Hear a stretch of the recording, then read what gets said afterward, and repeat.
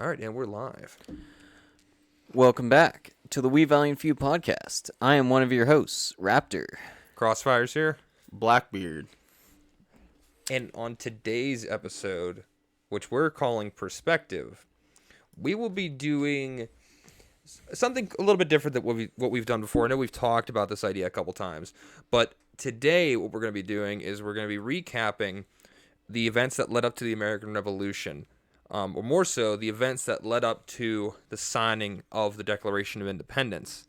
And then what we're actually going to do is we're going to do, would you call it a deep dive on the Declaration of Independence? Dissection. Yeah, and more so like the whole ideology behind it and how you can apply that perspective to your own. And actually, they're going in once. Obviously, we're gonna do our shameless plug in the beginning here, but something I just want to foreshadow, I guess, is there's a lot of stuff now going on that you can tie into this whole perspective. There's a couple things going on in the current media. Oh, absolutely. It's just like anything else where you can just draw parallels between everything that, that the founders and people gone past have went through to see where we're at now. It's like almost, it's almost creepy looking at it, and it's, you see some of the stuff and it's like, oh geez, that doesn't give like a deja vu or anything, Yeah, it's like weird because it's like history is starting to repeat itself. It often does. I read somewhere that history repeats itself in one way or another, like to some extent, like every generation. That's so crazy. I think he said like every 80 years or something like that. I forget what it was. Yeah. Like, and then I thought about it, like that's pretty accurate. That's weird because like I've never really thought about it like that. That way. I've never sat and actually dissected every generation piece of history and sat and be like, this happened here. This happened here. You get similar themes. That's what I mean. Yeah. I'm not saying it's blatantly the same, but like you said, No, it's but there's similar. certain pieces of it that sort of come back around. Yeah, it's like, exactly. ooh. Oh boy. But again, not getting too far off the rails there, because we'll get more into that here in a little bit. Shameless plugs, as always. If you like what we're doing here, currently live on YouTube, hit that like button. Share this with your friends, your family, your family's friends, everything the usual that we always say. And subscribe and hit the little bell icon so you know when we go live. That's the best way to get our message out. Yeah, absolutely. If you appreciate how we look at things, because I honestly consider us just normal people. Yeah. But anymore, that's not the case. If you appreciate our viewpoint and you agree with it, like I said, share this video out to people, help get the word out, help spread the idea. Again, that's on YouTube. If you are listening when we go live on a podcast platform, you can visit our YouTube at youtube.wevaliantfew.com, our Instagram at WeValiantFew. You can check us out on Gilded at gilded.gg/WVF. Pretty easy. That one you can just run right in your browser, or you can download the app should you want. And then all those links and whatnot I just mentioned will be culminated on our website, which is still under construction, still working on it. That's WeValiantFew.com. I'm guessing however long that takes to get up, because we want to do it right. Again, so all of our links, those will be in the description of this YouTube thing here, and it will be in the description of everywhere we put the podcast. So moving on from there, usual stuff, current events. You guys got anything you want to talk about? Well, there's a lot of stuff going on right now. I know the one that you want to talk about. I'll let you run with that. Well, I have two, and I'm not sure which one you think that I'm going to talk about, but it's probably one of them. Regardless, first one is the congressional hearing for the appointment of the new ATF director, Dave Chipman, or Dave Waco Chipman, or whatever you want to call him. Baddie. If you listen to any, like I saw some of the clips on Instagram and stuff like that, if you listen to anything this guy said, first of all, most of his responses to the questions that the senators were asking him were like canned, like ATF already, stuff that the ATF already like writes down in their doctrine for stuff. Like one of the senators had asked him what he would define as a assault weapon, and he was giving the ATF's description of an assault weapon, and the senator was like, no, I want what is an assault weapon to you, And do you believe in an assault weapon ban? He probably couldn't answer that, right? Well, he said that he believed in an assault weapon ban. Oh, goody. But he continued explaining what an assault weapon was based on what the ATF's description of an assault weapon is, and he also threw a little bit of his own hearsay thing into it, which was basically anything above the caliber of .22 that is semi-automatic and magazine fed. So basically, every 90% of all sporting rifles in the United States fall under that category. Now here's the question: does that include pistols? I know it's assault rifles, but you see, pistols right now are not in the limelight of the discussion. They will be. They will be, yeah, because it's not. This isn't about like, oh, once we get like these dangerous assault weapons off the streets, that people will be safer and we won't have to worry about gun control anymore. It's not about that. No, it's about chipping away your rights slowly, because they know that they're never going to go on a full right out the gates. Hey, full ban on the everything. Second Amendment's we're repealing the Second Amendment. That'll never happen. But if they chip away at it slowly, at the guise of, hey, this is, you're going to be safer. You're going to be safer. It's going to make your family safer. Oh, wow. Wow, look at that. Another mass shooting. I guess handguns are now the problem.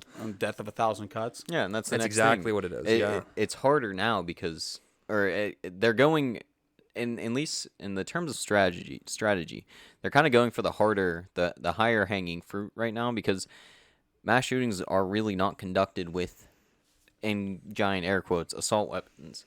They're conducted with handguns. In most cases, In most cases, they're not registered. They're illegal. They stole them. Whatever Black the case. market, yeah. Yeah, whatever the case may be. That goes back to our thing we said. I can't remember which episode it was. What was it that you were? Was it 100 times more likely to die every month from a car accident? Yeah, a car accident or a plane crash. I think. something like that than being killed with an assault rifle, quote unquote, or just a rifle in general. Assault weapon. No, assault rifle is a real term. Excuse me. Assault weapon. And rather than than like a car accident, or what's it like? How many more people die every year for getting kicked to death? What was it 1,500 people? I think, right? Something Hammers like were 1,000. Oh, yeah. Bludgeon weapons are definitely a favorite in the in the murderers community. They should just ban like legs. Just ban legs. I mean, that makes about as much sense. But continuing onward. But yeah, he basically the way, and if you're unfamiliar of how this whole situation works, because the ATF director is an executive branch director, those positions, same thing as like a judge in like the Supreme Court, are appointed by the president and then voted on to be approved by Congress.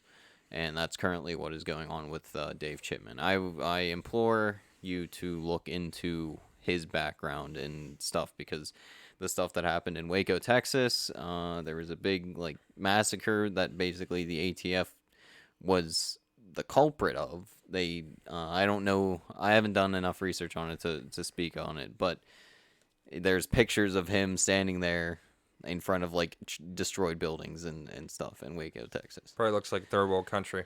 It does. Right here in the United States. Glory. Oh goody. Yeah, glory is not the top 1,000 words I would use. Infamy. For that. Infamy. Yeah. And your other one. My other one. Okay, so I had no idea who this guy was until today, until I saw a bunch of the other gun tubers and stuff start making comments about it, and I started doing a little bit of research. Let me pull. His name's Dakota something. This is not what I was thinking you were going to talk about. Dakota Myers. Meyer. Yeah, Dakota Meyer, who is He's a veteran. He's a veteran. He's a Marine. He's a sniper, firefighter, pilot, EMT, skydiver. It's all in his Instagram bio. So today or yesterday, he put out a comment saying that basically any civilian or anyone that is training or practicing with plate carriers or like high-end soldiering equipment is cringe, and if they wanted to do that, they should have joined the military.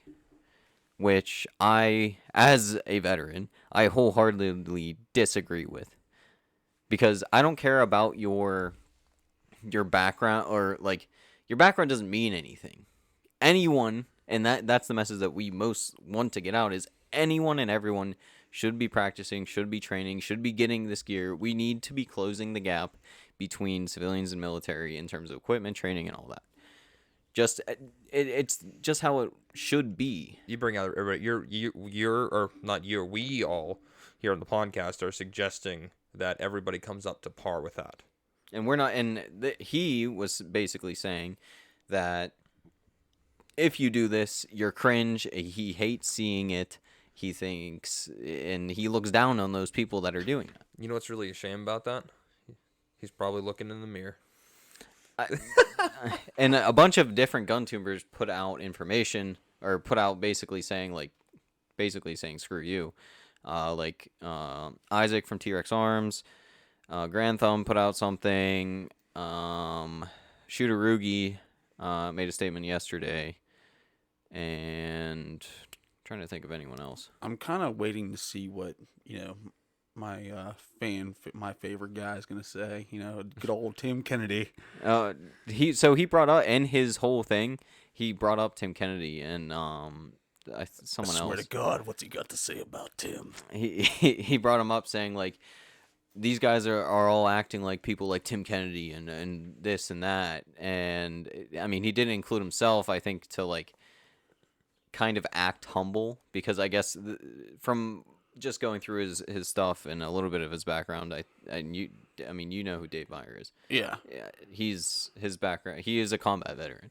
Oh, yeah, he's very well distinguished in that community. Yeah. So he's basically saying, he's basically saying that civilians and people that don't have training and never served have no business doing military business or like training and practice. Has he ever read the Constitution? It's nice to have an opinion.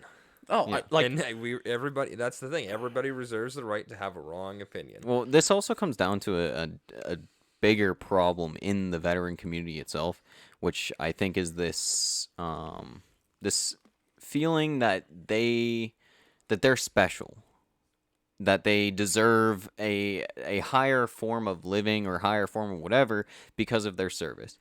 And I'm not trying, at no point am I taking away from the service. Like I said, I'm a veteran myself. I didn't do any combat stuff, and I will never say that I did combat stuff. The only thing I did was I went on an easy deployment to Qatar, got a bit of perspective, like we were talking about. Our whole main topic today is perspective.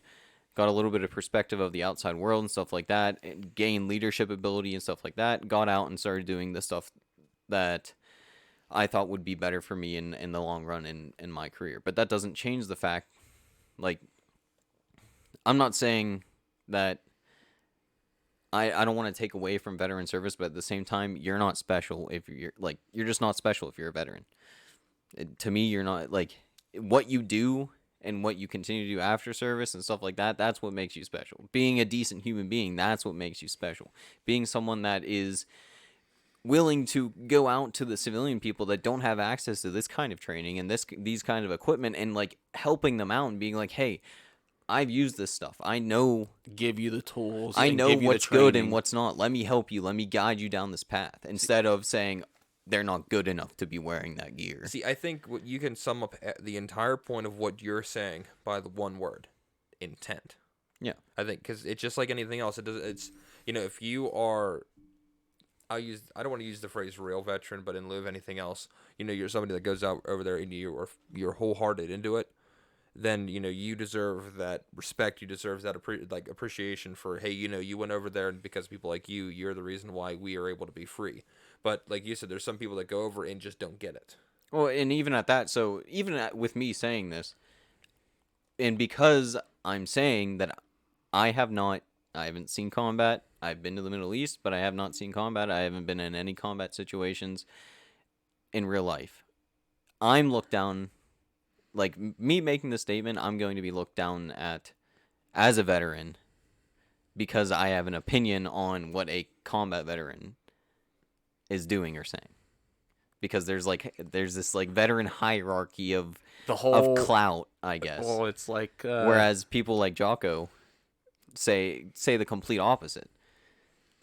And and you look at them, like it's an even playing field across. Like each one of these guys have both been to combat, both respected in their communities, and they're both leaders. Yeah. It boggles my mind that somebody from that background that swore that oath and I would assume would have a real perspective and understanding of the Constitution, and everything like that, would come out and say something like that. Like that just boggles my mind, because That's what everybody, like it's in the Constitution in itself. Like it says, like every citizen has the right to bear arms and to become a militia, like yeah, or not even militia, but or just train train, and have access to the same equipment, regardless, whatever. And I'm very fortunate, because I think if I hadn't been exposed to a few people in like the military community / gun community from an early age of my military service, because I joined the military right out of high school whenever in 2015. I spent a lot of time. John Burke was a guy that I like to watch and listen to. He's good. He was a drill sergeant and stuff, but he was the first one that really said, or kind of like drilled into my mind, that like you're not special. You chose to go and join the military. Nobody told you. Nobody forced you.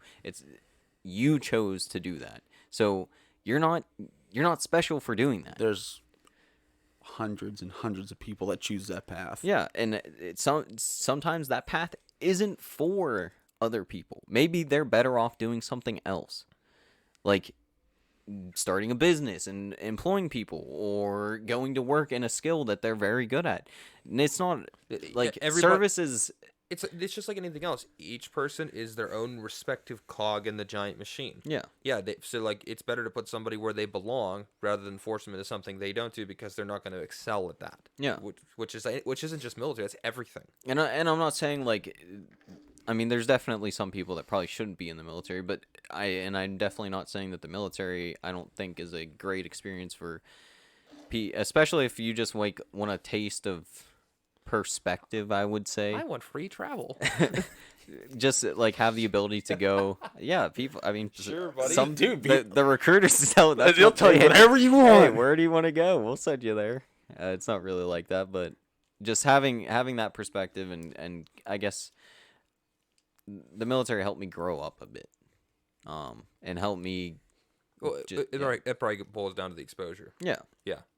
Being on your own and all that. But I am just saying that military veterans should not be looking down on civilians who want to get into the training and stuff that they might have done whenever they were overseas doing boom stuff. We're your backup when everything goes to crap. Yeah. I go back to Tim Kennedy. Like, this guy is probably one of the most highly trained individuals in that community. And everybody knows him. You say that name anywhere in that community, they're going to know who that is. And this guy is going out of his way to train, law enforcement and civilians, abroad, the States, teaching them, giving them the tools and the knowledge they need to defend themselves, defend the country, their home, whatever have you. So what is this guy going to sit there and knock him because of what he's doing? Well, apparently, that would be. I guess he is not. Oh, yeah, but I mean, like, I would not say that that's a very bold move, Cotton. No, it's not a very smart move, and I'm curious to see because most of them, like Grantham, he's a Air Force veteran, or he's not a veteran, he's active Air Force Special Forces. I don't know. I'm not sure if John Lovell said anything, but he's a Ranger. Shooter Rugi, he's a Marine, former Marine. Shooting instructor. Like, all of these people have said basically the same thing that I'm saying right now. And it doesn't matter if you're a civilian, it doesn't matter if you're a veteran. If you want to get into the whole preparedness, shooting, having the right gear to do the job, to protect yourself and to protect people around you, then you are 100% in it, and I will support you 100% in that. Right. So you are given You are explicitly given that right. And that's it. That's the end of that conversation. If somebody disagrees with it, all right, that's great. You can disagree over there. No. Over there, way These over are way there. over we're there. talking about the human right to self-defense, and that isn't exclusive to you who thinks they're special. That Because supersedes all, in Yeah. my opinion. yeah, it doesn't. You who think you are special because you joined a government organization and were sent overseas to do what the government told you to do with the training that the government gave you, with the tools that the government gave you. Like, let's start cutting this down. There's too much bureaucracy in that sentence. Right. Whereas There's these guys, just one common word there. It's government. yeah, government. have some humility. That's and that's probably the best takeaway from that. To have a hair bit of humility, you know. That was long-winded, But I think but in it a good ties way. into our whole perspective. It very much does. Any other current events? I have one. Do you have one? Just that Texas was. That's what I wanted to bring up. Yeah. Oh, okay. Well, I'll just say that, Texas was passing a suppressor law where they're trying to let you have one without having the stamp. They are advancing it to make suppressors a non-NFA item. Suppressors made in Texas. Yeah, made in which Texas. Obviously gives all the suppressor manufacturers incentive to move to Texas Yes. and basically any gun owner in Texas that wants a suppressor, they can just That go makes to a the lot store of and people buy it. like myself maybe want to move to Texas. Absolutely, because I mean, a suppressor is, in my opinion, probably one of the more needed items on a rifle, second to a flashlight. It's just cool. It's cool, yeah. But like the aid. But yeah, I it's hear- I have It's hearing. practical. I mean, it is it is, practical. hearing it definitely cuts down on the need of Well, excessive hearing protection. Well, the hearing protection is that supersonic crack you get. Well, yeah, That's absolutely. the part that damages your hearing. But I mean, for the most part, that's the big. that's what it gets rid of. Well, I mean, It's the push. It's yeah. I mean, it's so. For instance, the Marines are, at least a couple years ago, they were talking about issuing every rifleman a suppressor for hearing protection. It doesn't, some calibers and some rifles, it doesn't matter. Like, that's why it doesn't I change the decibel super much. That's why that sentence of mine trailed off, because it's not 100% yet. Yeah, it's not. It doesn't make it like. It's not video games, Yeah, guys. it's It's not not where you just hear the crack. No, the you pull idea is that trigger. it lowers it so that it's safer for hearing. Yeah, that's the hearing entire idea of it. You're still going to hear it. And in terms of tactical efficiency, it hides the muzzle flash of your weapon, which is a great tool. improves a lot of Yeah. the performance. Yeah, or if you can run, better tuned ammo through it, you can get rid of that crack, which Yeah, is so it so does you're become not heard as far away. It does become quieter. Yeah, that was the thing I wanted to talk about. Now I just find it ironic that a lot of places aren't talking about it, because would you say that they're silent about it? Anyways, I think that's about it for current events. You guys have anything else? I think that's. No, I think I pretty much. That's about it. Well, that brings us to the segue that you need to wake up and have some perspective. yes. I like it. Yes. So getting into it, I wanted to recap what we talked about last week. Not in excruciating detail like we did last week, but just briefly go over some of the stuff that led to, I'd say, we'll say the American Revolution. I mean, I know this gets more complicated than that, but again, this is just a brief overview. And I just was going to talk about the 5 big things in chronological order. Starting with the Stamp Act. Yeah. Which basically, as the name implies, forcing taxes via stamps onto the colonists, and the colonists are like, "Screw you, Yep.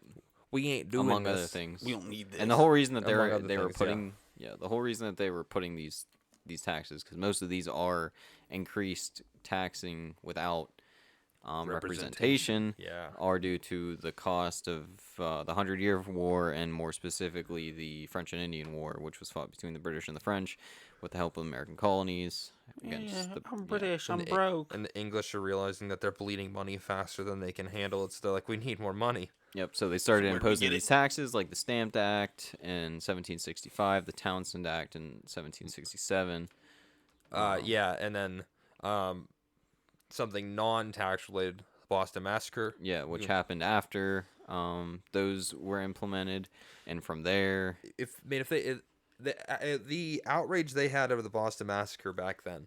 Can you imagine if those people were living nowadays? oh my god, Like the Boston Massacre. I mean, granted, it was still bad, yeah, but I mean that's nothing compared to some of the stuff we have happen nowadays, like the BLM riots and shit. More people died in the Black Lives Matter riots than the Boston Massacre. Yeah, there was 5 people in the Boston Massacre. Yeah. 5 people. They had more than that in first day. So I mean, You know, like, and not then to that mention drags on for half a year. over a year. Yeah, like, you know, the place where it gets hairy is the fact that this is so during Foreign. it's a force. Like we're talking about a government force. It's not like we're fighting these people or patriots are fighting other people, not government employees or government arms, government yeah, they're not oppressing the people. muscle. That we know of. Yeah, at the moment. Oh boy. I mean, they actually Rabbit hole. they might have been, but regardless. Yeah, but I So- mean that was one of the bigger. Again, these are just highlights. If you want to see, if you want us, or if you want more details on these, check out our previous episode. After the Boston Massacre, it was kind of a couple of years of people just being civil disobedience, dealing with the shit, not not not paying these paying attention. taxes and stuff like that. And then in 1773, the famous Boston Tea Party happened, which again was it was exclusively a tax-based thing, opposing taxes, opposing monopolies. Yeah. So, So they dumped all the tea in the harbor. The British got angry because they like their tea, and they're angry that they just dumped it all in the harbor. The Sons of Liberty. and conveniently, about as much time later as it takes for the old boat to go across the ocean, Ye old boat. yeah, to go across the ocean And come back. complain a bit, get some paperwork done, and come back. They passed the Intolerable Acts, which specifically were targeted at the oppression of Massachusetts, because I mean that's where Massachusetts yeah, and New York, I think. Yeah, Yeah. the epicenter. And then a bunch of extra taxes on all kinds of other stuff, which led to the Declaration of Independence. which is what we will be reading today. Yeah. Yes, I mean we'll just get into it from there. I mean, do you guys have any other wrap ups for any of these items? Any other talking points? I don't. Nah. No, I think it's pretty good. Right. So what I'm saying we should do for the declaration is read through it. Anything like stop at the sections or whatever pops out, reflect on it, see if we can try to Decipher. see what cut they it down and see what they did, and then draw some parallels to what's happening today. Well, I know, like, you can break it down to, like, sort of, like, 3 pieces, like the intro, right? Is that, yeah, the intro and then all the grievances. And yeah, then and then end. the outro. The grievances we're probably gonna break. We're gonna. Yeah, that's going to take the most That's gonna time. take a bit. We're probably gonna have to break. We'll probably go grievances one by one. If there's Yeah. nothing with them, we'll just be like, yeah, there's not much to say about that. But I'll just start off from the beginning. I'll just read this down to the grievances. Okay. In Congress, July 4th, 1776, the unanimous declaration of the 13 United States of America, which is that's probably the first mention of that, isn't it? Yeah. Yeah, that's Probably. that's I'm assuming so. When in the course of human events it becomes necessary for one people to dissolve the political bands which have connected them with another, and to assume among the powers of the earth the separate and equal station to which the laws of nature and of nature's God entitle them, a decent respect to the opinions of mankind requires that they should declare the causes which impel them to the separation.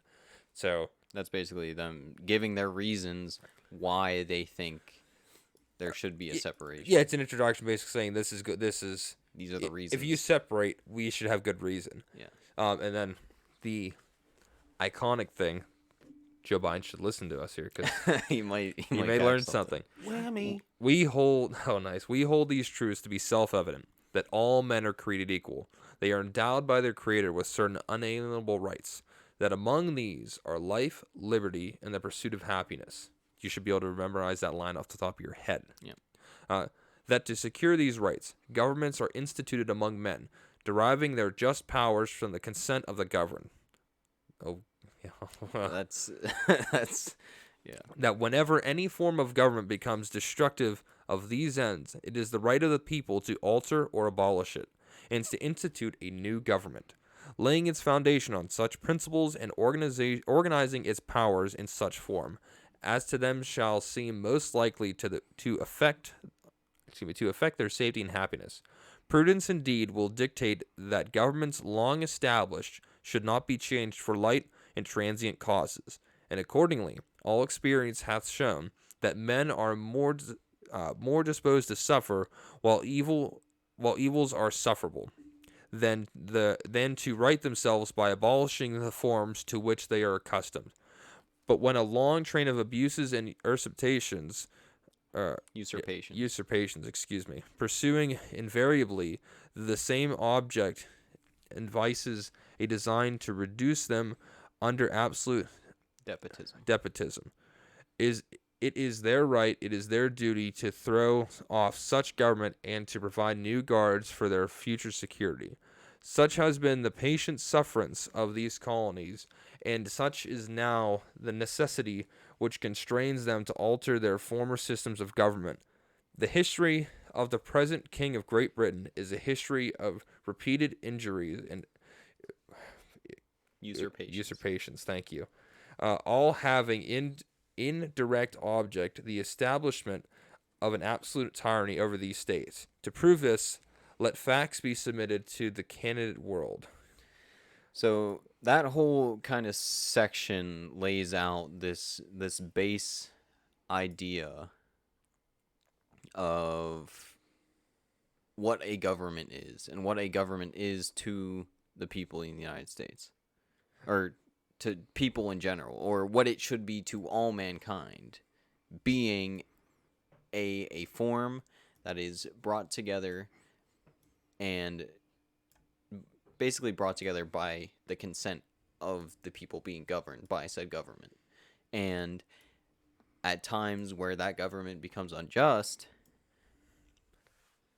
that is whenever it is time. It's not just time. It as it explicitly states, it is their obligation. Yeah. To abolish that government and create a new government under these same principles that the government is created under the consent of the governed. Yeah, the government is created by the consent of the governed, and as soon as that consent is lost, because consent is very key, then that government is doing things without the consent of the people, then that is time to do things. We can draw a lot of parallels here. Well, first of all, I just like to say is like, I think they read this and literally decided to do exactly the opposite. Though people today. Yeah, like I don't think they read this at all. In fact, I'm fairly certain they hate this document. Yes, because it's an old document. Yes. I literally had a discussion about this with a guy at work, and he said that it was outdated and no longer stood the test. It couldn't withstand the test of time with everything that we have today. I'm like, please explain to me. Please give me. I asked that. I was like, explain to me. Okay, hold on. I know why. I know why. The history of the present King of Great Britain. It is outdated. Oh. Well, they were just simply using that as an example because this declaration isn't a document saying like all tyranny. It's not a general document. This one was specifically for that thing, but they line up what basically the criteria in order to make such a claim. Well, you can look at it just like, oh yeah, the history is present blank of blank, and basically redo this whole entire thing, and it still applies. Yeah, it's like after it says their former systems of government, and then you could just put in whatever oppressive government that you're dealing with right in here, like, and it applies today. So to that person who thinks it's outdated, and to anybody who's listening who thinks it's outdated, I'm sorry, it sucks to be wrong.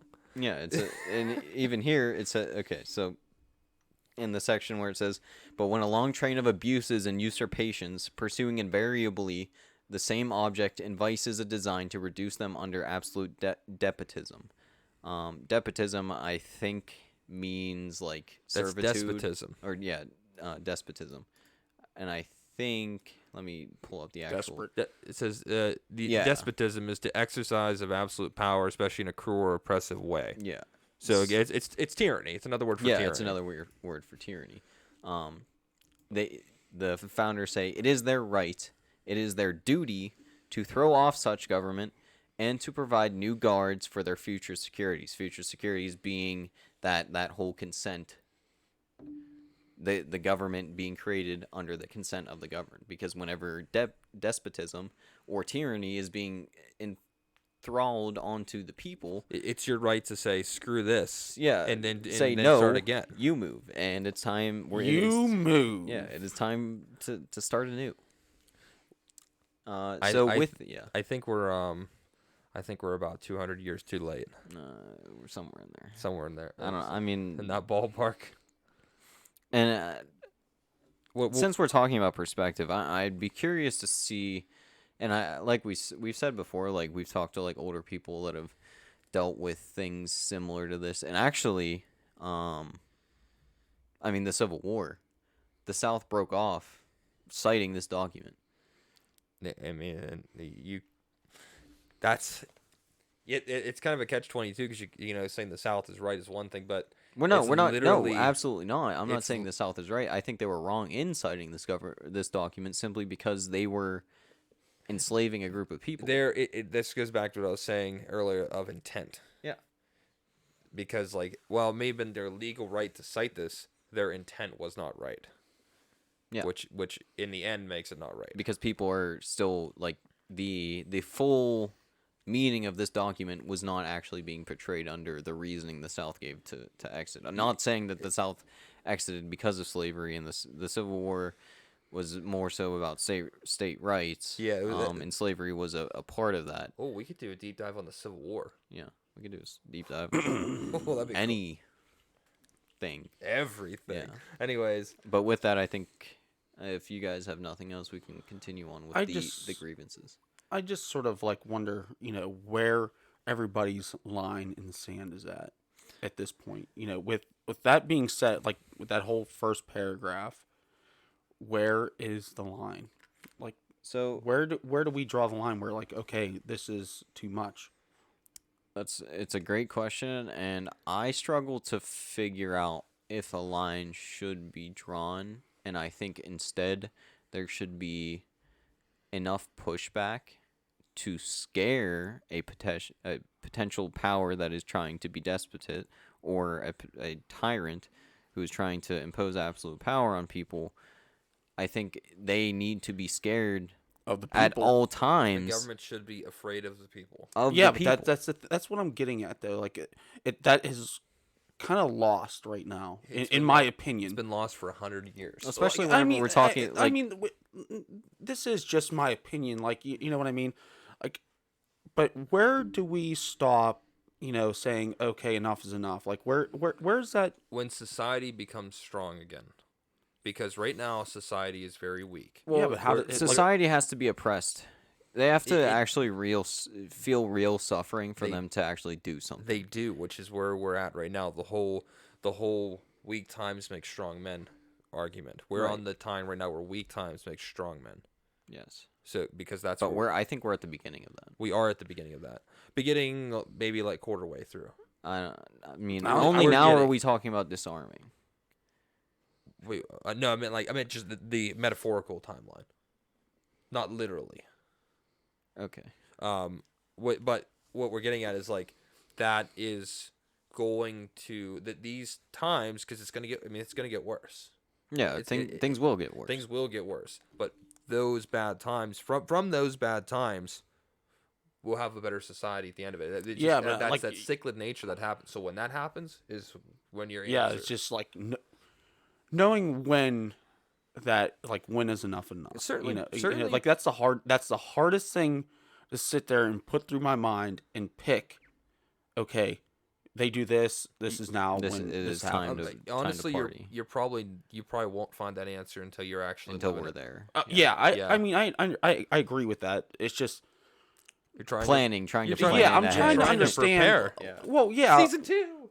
Yeah, I just want to. more or less understand, kind of the timeline a little bit better. Oh, of course. I mean, I don't know anybody who It wouldn't. sucks not knowing the future, like not knowing like what the intent of said government has. Hey, good luck with that one. Like it's that's the scariest part for me is the unknowing of, okay, well, am I going to be prepared for this at that time? I feel. Here's the thing. Like, whenever we're using terms like despotism, I really like despotism and the words like tyrant and tyranny, because they carry a lot of more weight than a lot of words used today. Because nobody uses them. Simply because they describe something that is very easily seen. You can see it very easily in language. And if you listen to, I would say more so people on the left and some people on the right, and the way that they talk about their constituents, the way that they talk about the American people in general, you kind of see it, you kind of see this almost talking down to this idea that they somehow, these few individuals have more foresight, or not more foresight, but feel like they are More in charge know-how. of these people. Like, Yeah. they can make decisions for every single family in their constituency. They can choose this and that. They know better. We know what's best for you.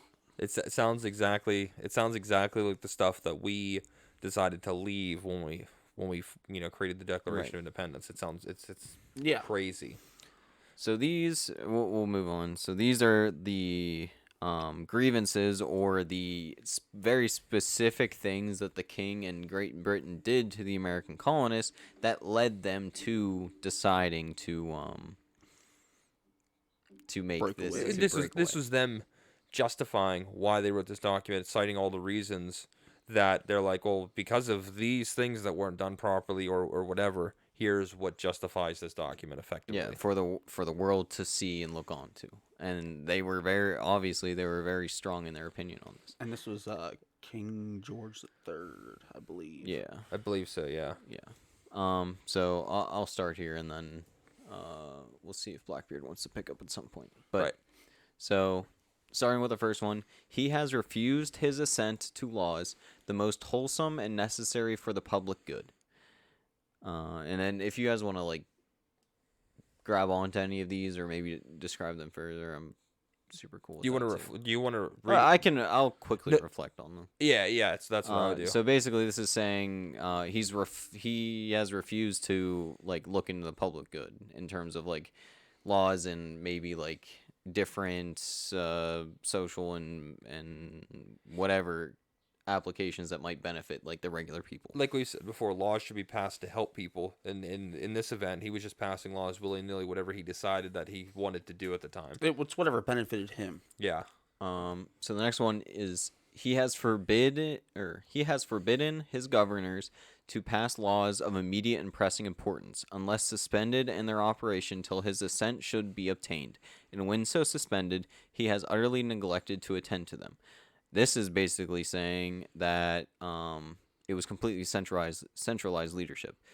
He was micromanaged to a crazy very extent. micromanaging. These governors of these colonies weren't able to make calls, make these low level calls that they can control because they are there and the king is in Britain. Halfway around the world, yeah. Yeah, and on top of that, whenever he would get these calls, he would neglect to attend them at all.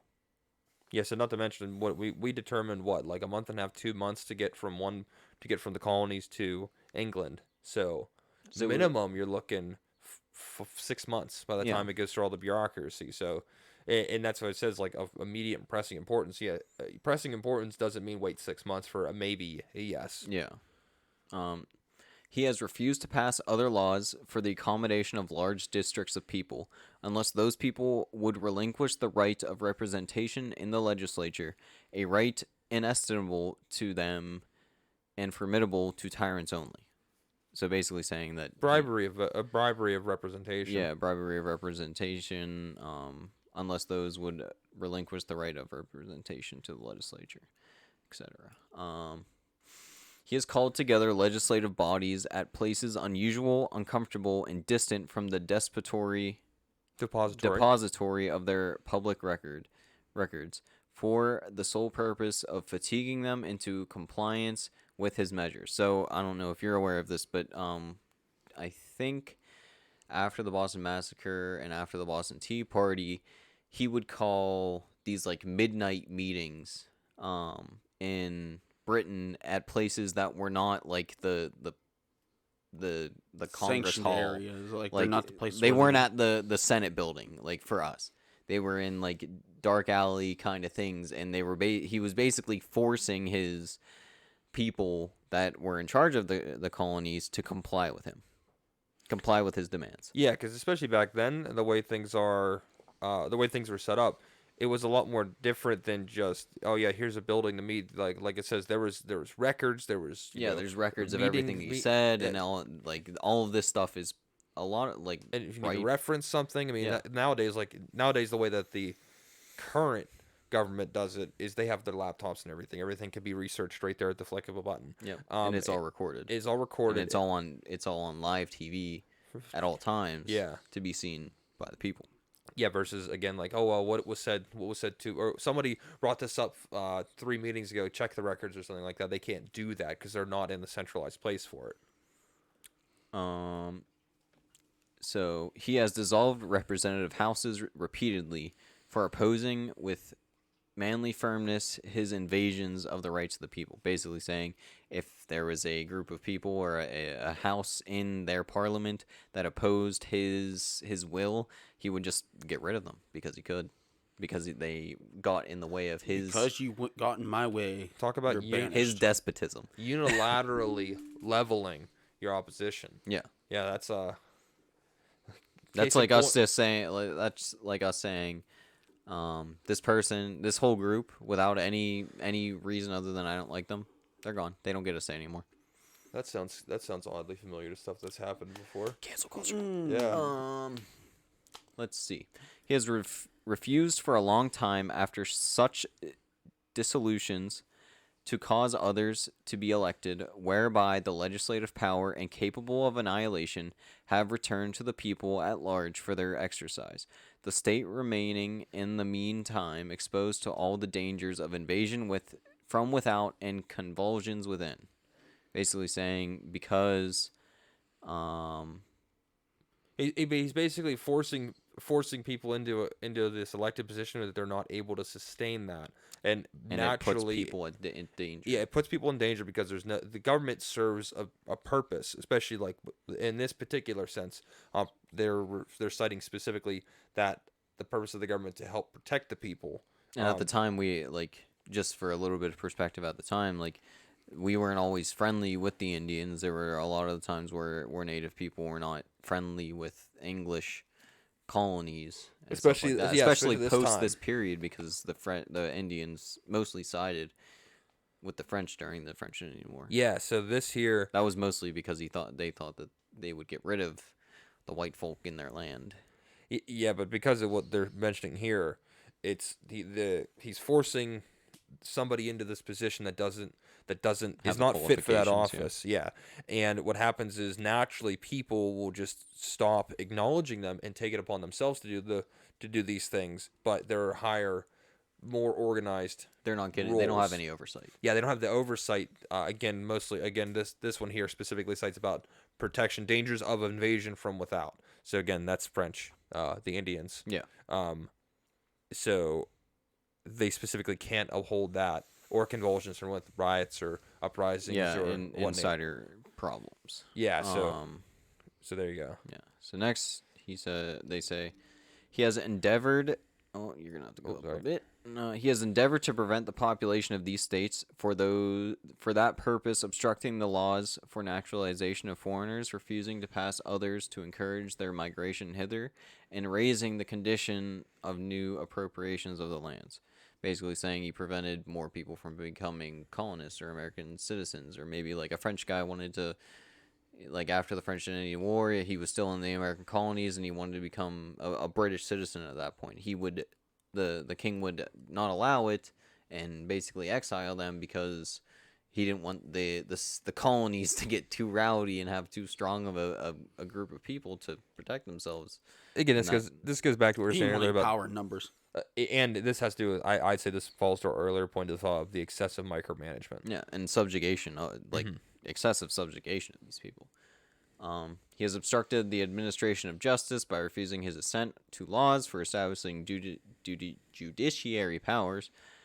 It's just an expansion of that stuff earlier, except this one's to judiciary laws. He has made judges dependent on his will alone for the tenure of their offices and the amount of payment of their salaries. Basically saying the judges are in his pocket. Bribe the entire judicial system. Or like you impose my will, or you don't get paid, so you can't make a living.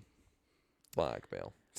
He has erected a multitude of new offices and sent hither swarms of officers to harass our people and eat out their substance.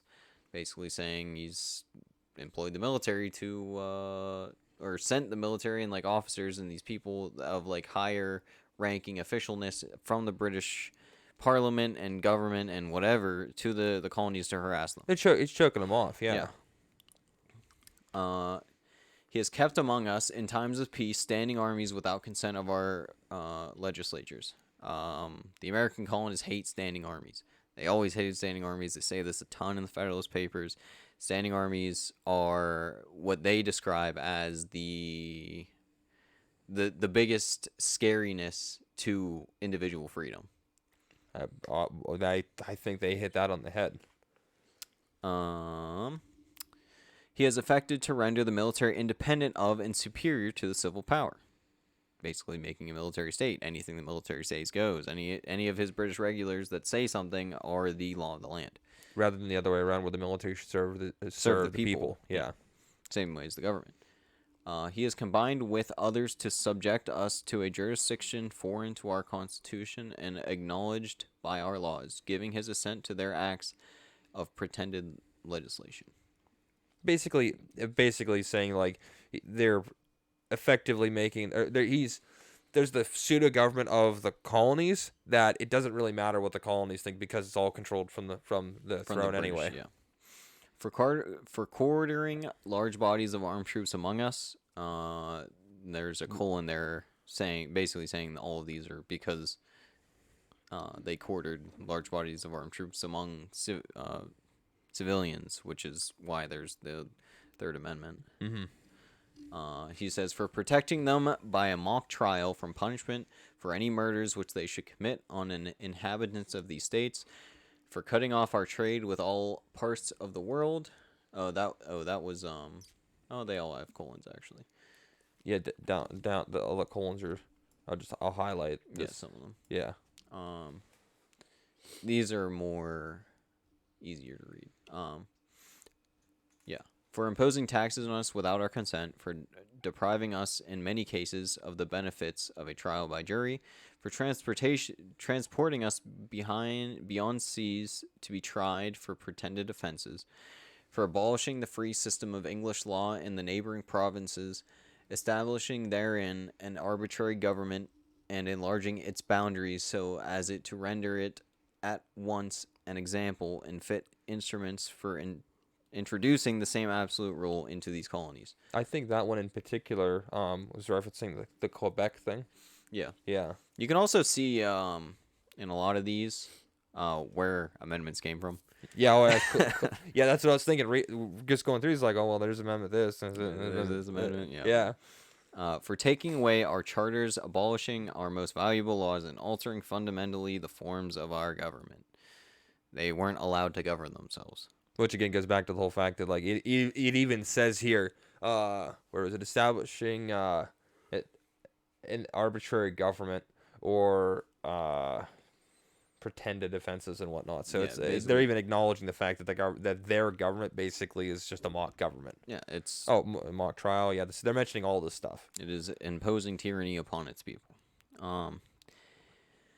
Last point there. For suspending our own legislatures and declaring themselves invested with power to legislate for us in all cases whatsoever.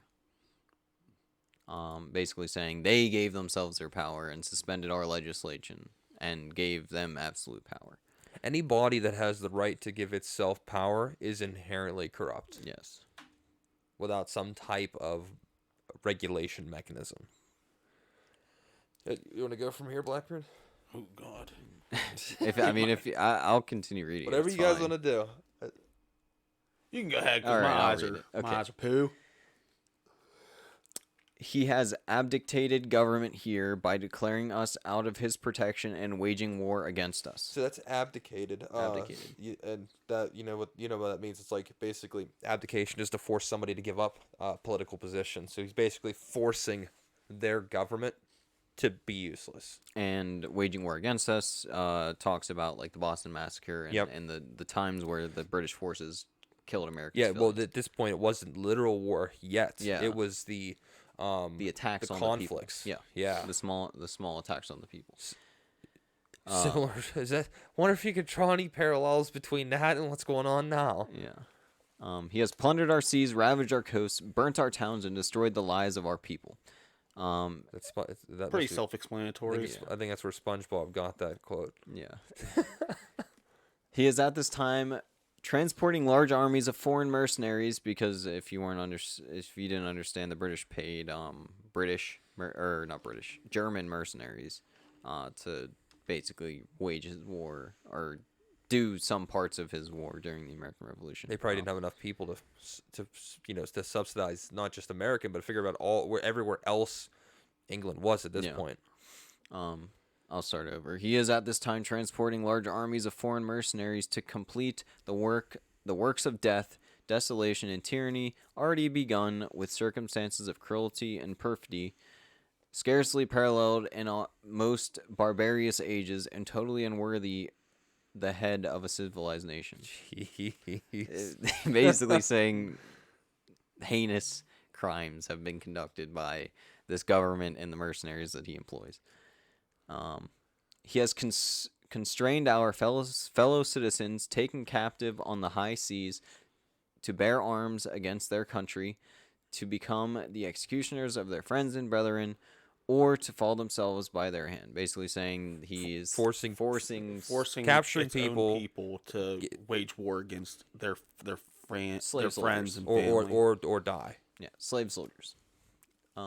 Which basically means American citizens were being captured and taken in by British forces on the high seas or wherever, and forced to put on a British redcoat uniform and shoot at their friends.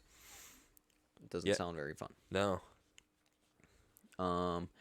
He has excited domestic insurrections among us and has endeavored to bring on inhabitants of our frontiers, the merciless Indian savages, whose known role of warfare is an undistinguished destruction of all ages, sexes, and conditions. Which goes to the point we said earlier about not having any government and causing internal or external threats. Yes. Any one of those is a pretty good reason, and then you add up 20 here. Oh yeah, there's a ton of them. Yeah, well, I figured this one point here is just this is just 1 point here, but I'd say they were justified. Yeah, we still have more to go, and I still think it's good to talk about a lot of this. Yeah, of course. Yeah, I'll jump in here. Okay. In every stage of these oppressions, we have petitioned for redress in the most humble terms. Our repeated petitions have been answered only by repeated injury.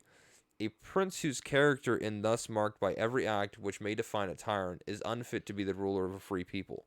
So again, it's basically like, hey, we've asked you to stop. Yeah. What more do you want? Address these things. We've asked you to do something about these things, and you've done nothing but continue to harass and attack and injure us. Yeah. Again, all those reasons and collectively with the whole hey, we're trying to be nice, we're trying to be humble about it. And you're just brushing off. So hey, you're not fit to do it. You are not serving the office. That's what you're it's not about. Serving under the consent of the people. Yeah. This is continuing. Nor have we been wanting inattentions to our British brethren. We have warned them from time to time of attempts by their legislature to extend an unwarrantable jurisdiction over us. We have reminded them of the circumstances of our emigration and settlement here. We've appealed to their native justice and magnanimity, and we have conjured them by the ties of our common kindred to disavow these usurpations. Usurpations. I keep screwing that up. Excuse me. Which would inevitably interrupt our connections and correspondences. They too have been deaf to the voice of justice in, oh man, what's that word?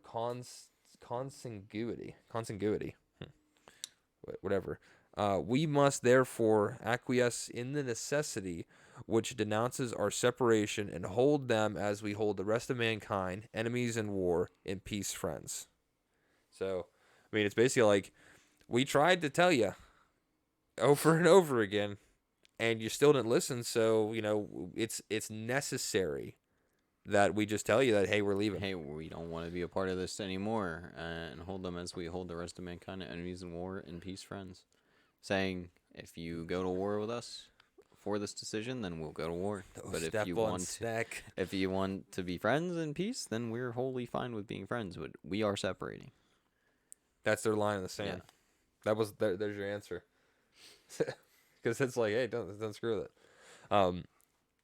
Then concluding here, it says, we therefore, the representatives of the United States of America in General Congress assembled, appealing to the supreme judge of the world and rectitude of our intentions, do, in the name and by authority of the good people of these colonies, solemnly publish and declare that these united colonies are, and of right ought to be, free and independent states, that they are absolved from allegiance to the British Crown, and that all political connection between them and the state of Great Britain is and ought to be totally dissolved, and that as free independent states they have the full power to levy war, conclude peace, contract alliances, establish commerce, and to do all other acts and things which independent states may of right do. And for the support of this declaration, with a firm reliance on the protection of a divine providence, we mutually pledge to each other our lives, our fortunes, and our sacred honor. Basically saying that the reasons above, we are denouncing our... we're denouncing, and we are willing to give up our fortunes, our honor, and our lives to carry out this declaration and to protect others. Yeah. So again, just going through the signers, why not? Since we're already here, Georgia, we got Button Ginwit, Lyman Hall, George Walton. From North Carolina, there's William Hooper, Joseph Hughes, John Penn. South Carolina, we got Edward Rutledge, Thomas Hayward Jr., Thomas Lynch Jr., and Arthur Middleton. Only guy from Massachusetts is John Hancock. I didn't know there was just one from Massachusetts. I would think there was more because that's kind of like the epicenter of everything, Mm-hmm. From Maryland, we got Samuel Chase, which you guys know who he was? He was the first guy to, I think he was, I don't know what the position's called, but he was the person that was in charge of is either the Federal Reserve or the Mint. And apparently he was... He's got some interesting hair. Yeah. I want to rock that. Born 1741. Yeah, I think he's on like 30. I think he's on the $5,000 bill or something too. Something like that. From Maryland, William Paca, Thomas Stone, Charles Carroll of Carrollton. Virginia, George Wythe, Richard Henry Lee, Thomas Jefferson. You may know him. Thomas. Benjamin Harrison, Thomas Nelson Jr., Francis Lightfoot Lee, and Carter Braxton. From PA, Robert Morris, Benjamin Rush, Benjamin Franklin. Again, you may know him. John Morton, George Clymer, James Smith, George Taylor, James Wilson, and George Ross. From Delaware, Caesar Rudney, George Reed, Thomas McKean. From New York, we got William Floyd, Philip Livingston, Francis Lewis, and Lewis Morris. In New Jersey, we got Richard Stockton, John Witherspoon, Francis Hopkinson, John Hart, Abraham Clark. New Hampshire, we got Hosea Bartlett, William Whipple. From MA, we got Samuel Adams. Again, may know him. John Adams, distant relative. Robert Treat Payne, and Eldridge Gary. Robert Payne. Robert Payne. Payne, he's the one that wrote Common Sense. Yes, it was... or I think it's the number one bestseller in the United States. It actually might have not been it. There's a pain in that, like, wrote common sense after the Declaration of Independence to basically, like, rouse or explain to the people what was going on. And here's another thing. He later, this is not Robert Payne, now that I'm reading this. I'm fairly certain. But maybe we can get into him later. Right. And then from Rhode Island, we got Stephen Hopkins and William Ellery. Is that pronounce that? Ellery. Yeah. Connecticut, Roger Sherman, Samuel Huntington, William Williams, Oliver Wilcott, and then lastly from New Hampshire, we got Matthew Thornton. So, again, these people, some of the names that are down, that that go down in infamy for Go down in history. Yeah. Excuse me.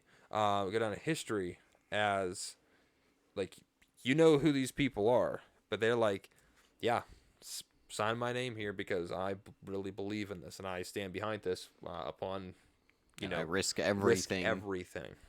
To ensure the protection of the people and this that form of government. That's the problem right now. That's the problem nowadays. Is people aren't willing to risk everything. I wouldn't say people aren't willing to risk everything, and I kind of want to tie that because this is about perspective. So right now we're taking a look at the perspective of the founders, whenever they decided and how they decided that they were going to separate themselves from the British Empire. And I wouldn't say so. We have a benefit, and we have something that they didn't have, which was the expedience of information. Mm-hmm. With that expedience of information, the negative that comes from that is the fact that we don't have it. It may not actually even be a negative. The more I think about it, we have decentralized power. In the terms of the people that have a line in the sand and are willing to do the same things that the founders are willing to do in the case of extreme despotism or tyranny is imposed on the people. And it's actually, I think, a benefit the more that you think about it, because you don't have this one person kind of carrying the weight of the entire idea and ideology. Instead, you have a lot of we have a lot of groups. People. We have multiple people. A lot of some people that have no following at all. Some people that have huge following, all pushing, or all kind of I would say activism for the same thing. It's definitely activism, but it's the right kind of activism, in my opinion. I mean, activism itself is the word activism shouldn't have a negative connotation. No. It's one of those things, kind of like how people blow certain words out of proportion and they overuse them and they taint them. Yeah. I think that the word activism has been tainted. In its traditional sense, because people they're not active. They don't conduct themselves properly. We'll say Yeah. we'll be real nice about it, and I think that ruins the word of because I think activism is a very American word. Yeah, that's our history is it's full continued of that. activism. Yeah. I mean even that said, everybody thinks America is like, oh yeah, well there's America. America's like, hey, screw you, I'm doing this my way. Which I love that. That's the whole idea. This is not a government. This is not some kind of organization that has one guy with his own mindset and goals that he wants to do, and also a large group of people that are subordinate to him. Instead, we have a government that is intended to be small, that is basically delegated its power to smaller governments or more local governments, to lower tiers, tiers, so that it can more effectively ensure and protect the rights of at a baseline level, more effectively protect the individual rights of each individual person. Well, there's a lot more to it than that, which all that's 100% true, but that also allows them, if they were to decentralize the power, it allows them to react quicker to things too. So that way, like if it's, say it was how it's supposed to be, where the states had most of the power, which I'm for that, then they don't have to oh yeah, let's all get together, let's think of this. The bureaucracy goes up the ladder, comes back down. Imagine if every imagine if the decision to pave a road in your state had to go all the way up to the president. I mean, That's the It level would of never get done. That's the Yeah, level that's the of point. tyranny that the British king was doing at the time. well, see, they even talked about it, like it taking so long to go there because the governors weren't able to make that decision on their own. Yeah. We're starting to see that again. I mean, we're not starting to. We do see that, you know. The executive branch has grown in powers basically since its inception. You can go back to even whenever George Washington was the president. There's some growths of the. Actually, no, not during George Washington's No, reign. Washington. There was Washington no was executive grain. He was pretty. Yeah, federalist. Yeah, pretty well. He was pretty stand in the stone. This is it. Yeah. He was apolitical. Yeah. Didn't have a party. And then after that, the second president, you start Adams. seeing Adams. You Yeah. start seeing the expansion of the executive branch, and as And the you White House go, on fire. yeah. Well, the British also attacked again. Yikes. Happens, you know. But regardless, Things. back to that point of perspective, like we have this benefit of having decent. Like it may, if you look at it at face value, it might not look like we have like. Maybe we don't have these inspiring, huge leaders that the Americans did. Because at the time, everyone knew who George Washington was. Everyone knew people like John Adams and Thomas Jefferson, and Benjamin Franklin, for instance. Yeah, because I mean those are the iconic statesmen, you know. Well, these were household names at the time. I mean, I don't want to say, don't mean again in lieu of anything else. I mean, they were borderline like celebrity status. Yeah. Because these people were heroes. Mm-hmm. Like George Washington fought in the French and Indian War. He was a general, or a colonel. No, he was I think he was a lieutenant general, wasn't he? I think so, actually. Great Britain, for lieutenant general for the U.S. Army. Excuse me. Colonel For Virginia militia. yeah, okay. And And then commander in chief of the Continental Army, and then they did this right. They promoted him. They put Thomas. Army, General of Armies. That's a big rank. They got look at this guy. Pershing. It's a 6-star rank. Yep. Yeah. Interesting. But yeah, so these were household names, and these were like people to look to for leadership. Whereas we, I think, have a lot more pockets to look to for leadership. Yeah. Especially with now, like, going back to what you're saying about the free flow of information, and the internet's really evolved on the last 20 years. Even before that, though, you can make phone calls and stuff like that. It helped it. Anything to expedite it versus, months to get things around. And nowadays, especially since we have the internet, there's never been a more connected generation than this.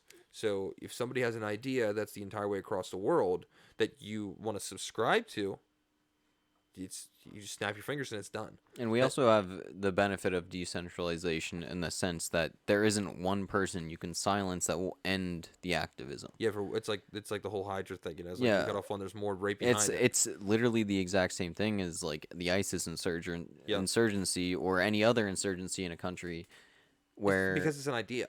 Yeah, you could destroy the person, but that doesn't. We're not in it because that guy's saying it. We're in it because we all have something to lose. Or we subscribe to the idea. Yeah. It's not, again, like you said, it's not a physical manifestation. Yeah, it's not like Marxism or Lenin or that stuff. Oh, goody. I guess it isn't. That's an idea. But I think Marxism is named after Karl Marx. Yeah. I don't know. What a poor lost soul. Wow. Yeah, but that's our deep dive on the Declaration of Independence.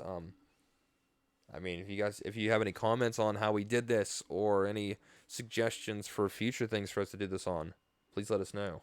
Best way to do that is either by commenting on one of our YouTube videos or by getting a hold of us on our Gilded server.